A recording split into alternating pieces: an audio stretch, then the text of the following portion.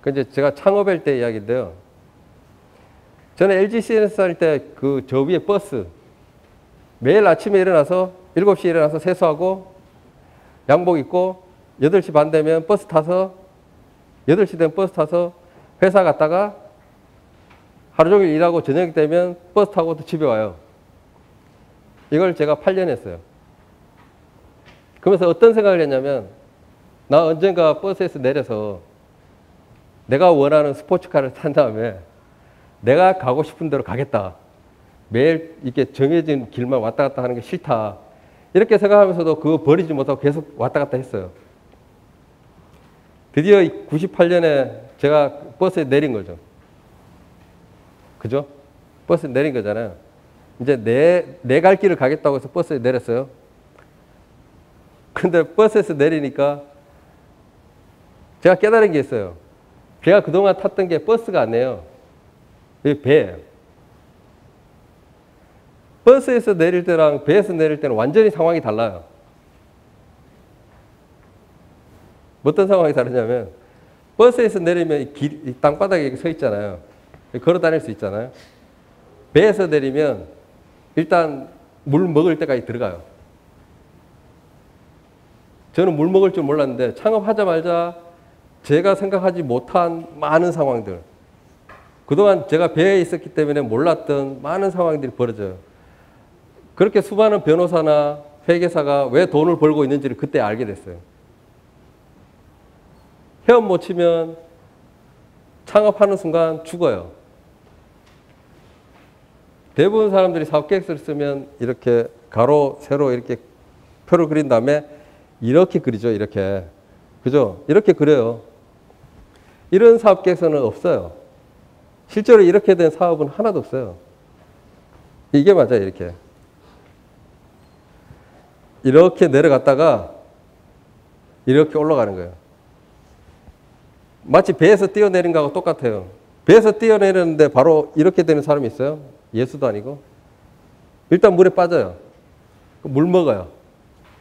다행히 학교 다닐 때 경영학에 대해서, 회계에 대해서, 아니면 조직관리에 대해서 이해를 했던 사람은 헤엄칠 수 있는 사람이에요. 수영했던 사람이기 때문에 헤엄치면서 살 수 있어요. 근데 그런 경험이 없으면 그걸 배울 때까지 물속으로 계속 들어가요. 그리고 창업한 사람들의 80%가 하는 행동이 있어요.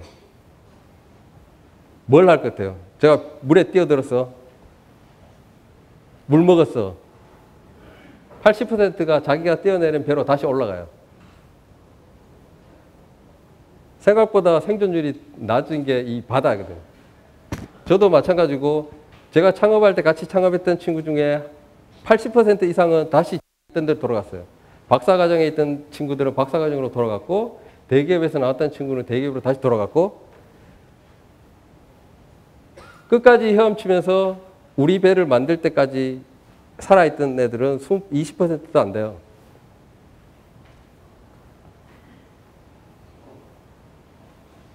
그러니까 헤엄칠 준비를 이 학교와 같은 배를 타고 있을 때 하라는 거죠. 나중에 어차피 저 물에 뛰어들으라니까. 그 창업하는 사람들한테 뭐가 제일 힘드냐, 하기 싫은 일 중에 뭐가 있더냐고 물으면 저는 이 거절이라고 해요. 저는 LG 다닐 때 누구한테 거절당해 본 적이 많지 않아요. 근데 창업하러 와서 엄청난 거절을 당해요. 처음에 그 창업에서 이게 거절을 한번 당해보면 진짜 집에 가면 잠도 안 와요. 예를 들어 어떤 거절이 있냐면요. 창업에서 서비스를 만든 다음에 친구한테 소개해요. 싸이월드가 이렇게 좋으니까 써봐라. 이렇게 하면 친구들이 어떻게 이야기하면 귀찮아. 제발 그런 서비스 날 초대하지 마. 거절해요. 투자자들한테 가서 이런 서비스 도토리 팔아서 나중에 수익을 많이 내고 이렇게 서비스가 잘 될 겁니다. 이렇게 프레젠테이션 하면 다음 바로 거절해요. 3년 내내 거절했어요. 제가 지금 기억나는 거는 그 거절당한 것밖에 없어요. 그냥 입사하잖아요. 제가 LG 같은 회사에 그 면접 보고 거절을 딱 한 번만 통과하면 그 다음부터는 거절 안 당해요. 그 회사 들어가면. 근데 창업은 성공할 때까지 계속 거절당해요. 그 이런 말이 있잖아요. 미인을 구하려면 용기가 있어야 된다고. 근데 그 용기가 그냥 용기가 아니고 거절에 이렇게 면역이 있는 그런 용기. 친구들 중에 이쁜 여자친구 있는 사람들은 다 비슷해요. 거절당해도 또 하고 또 하고. 남자친구도 마찬가지고. 그래서 창업하려면 거절에 대해서 이미 거절이 많다는 걸 깨닫고 시작하라는 거예요. 제가 싸이월드를 창업하고 나서 이거 보면 모든 사람들은 자기만의 씨앗을 갖고 있어요. 그러니까 창업에 대한 아이디어가 있어요. 예를 들어 물병이 이렇게 생겼는데 이거 말고 물병이 이렇게 하면 좋겠다라는 그런 아이디어. 대부분의 사람들은 자기가 살고 있는 세상에서 뭔가 자기만의 뭔가를 만들어낼 수 있는 씨앗을 다 갖고 있어요. 저도 사람들을 연결해서 사이좋게 만들겠다는 씨앗을 갖고 있었던 거죠. 근데 그 씨앗을 갖고 있는 사람들은 어떤 생각을 하냐면 이 씨앗이 땅에 뿌려진 다음에 잘 자라서 곡식이 됐을 때를 상상하는 거예요. 그죠? 곡식이 되면 제가 그 곡식을 다 걷어들여서 부자가 되겠다는 생각도 하잖아요. 그런데 창업을 하면 실제로 이 씨앗보다 훨씬 중요한 게 있어요. 그거는 뭐냐면 밭이에요.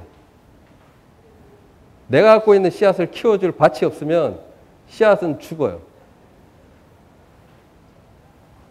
대부분의 씨앗은 밭을 잘 만나야 돼요. 제가 뒤에 또 이야기하겠지만 밭이 없는 씨앗은 존재하지 않아요. 밭을 시장이라고도 하고 밭을 고객이라고도 하는데 실제로 싸이월드의 밭이 어딘지 아세요? 싸이월드가 그냥 맨 땅에 자란 게 아니에요. 싸이월드가 아이디어가 씨앗이면 싸이월드를 밭으로 키워준 데가 분당에 있는 교회의 여자 신도들이에요. 그게 싸이월드 첫 밭이에요. 그 사람들이 싸이월드의 아이디어를 받아들여서 자기 컨텐츠를 올리고 사람들을 초대하고 했기 때문에 싸이월드가 그 씨앗이 곡식이 돼서 자란 겁니다. 싸이월드가 잘 자란 다음에는 딴 사람들이 와서 어떻게 이렇게 잘 자라서 하지만 실제로 키워준 사람도 있던 거죠. 밭이. 페이스북이라는 제일 큰 SNS의 밭이 어딘지 아세요? 다 알죠? 하버드, 아이비리그. 밭이 좋기 때문에 훨씬 더 많은 것까지 영향이 펼치는 거예요. 내가 어떤 아이디어가 있어서 그거를 성공시켜야 되겠다. 안 그러면 그걸로 딴 사람들이 보기 좋은 꽃을 피우겠다. 곡식을 만들겠다고 했을 때 자기가 갖고 있는 아이디어가 어떤 밭에서 클지를 정확히 알아야 돼요. 그냥 아이디어만 갖고 씨에만 갖고 뛰어들었다가는 밭을 못 찾고 그냥 망해요. 말라요. 저는 어렸을 때 부모님이 어떻게 가르쳐줬냐면 인생에서 대학교가 대부분이죠. 상아탑. 저 위에 이제 계단이 보이죠? 계단 저 제일 꼭대기 하늘이 보이고 딴 사람보다 빨리 그 계단을 열심히 올라가서 밟고라도 올라서서 저 꼭대기에 먼저 올라가라. 그게 성공이다. 그래서 정상에서 만납시다라는 광고 문구도 있어요. 삶이 그렇다고 말해요. 대부분. 근데 제가 이제 창업하고 사업을 해보니까 실제로 세상이 모든 일들은 퍼즐이에요. 퍼즐.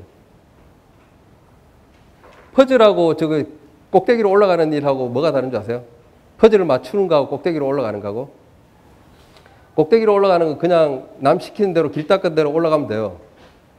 이 나머지 호랑이 반쪽 퍼즐 맞출 수 있겠어요? 이거 퍼즐 맞추려면 어떻게 해야 돼요?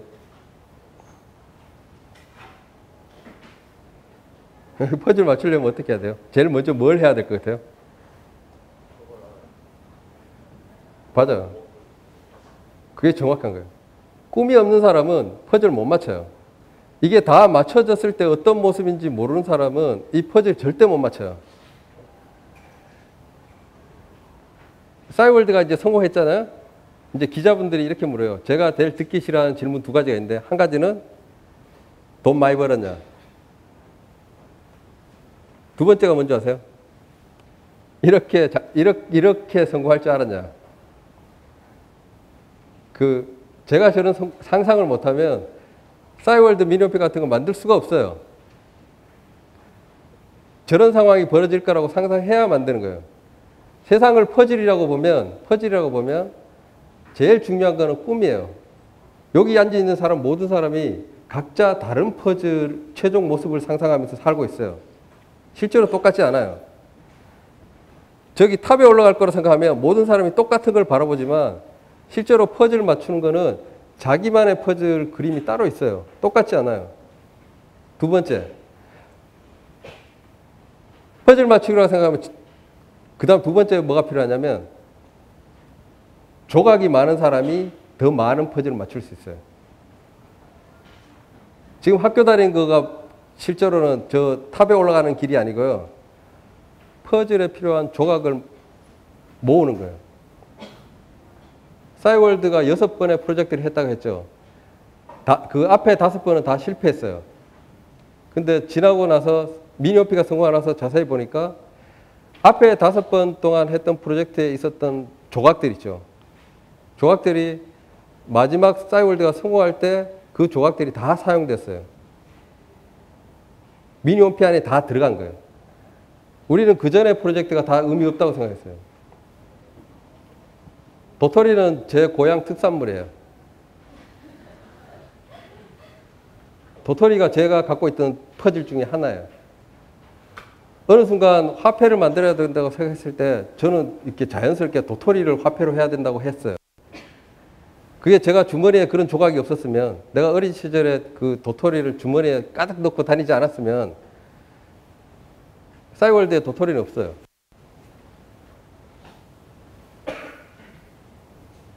대부분 사람들이 자기가 그리는 그림이 있고 그 그림에 맞는 퍼즐을 찾는 게 인생이에요.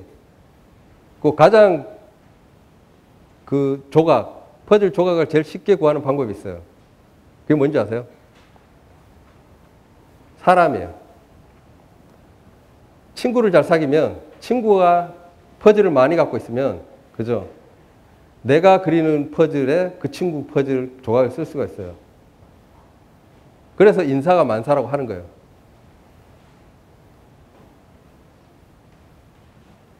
그리고 나중에 창업해서 자기가 조직 관리를 하게 되면 똑같은 퍼즐을 갖고 있는 사람이 많다는 걸 알게 돼요. 퍼즐 조각을 갖고 있는 사람. 왜냐하면 같은 방식으로 교육을 받기 때문에 여기 있는 사람들은 비슷한 조각을 갖고 있어요. 근데 사회에 나가보면, 그죠? 똑같은 조각을 갖고 있는 사람들은 넘쳐나요. 특별한 조각을 갖고 있는 사람만 살아요.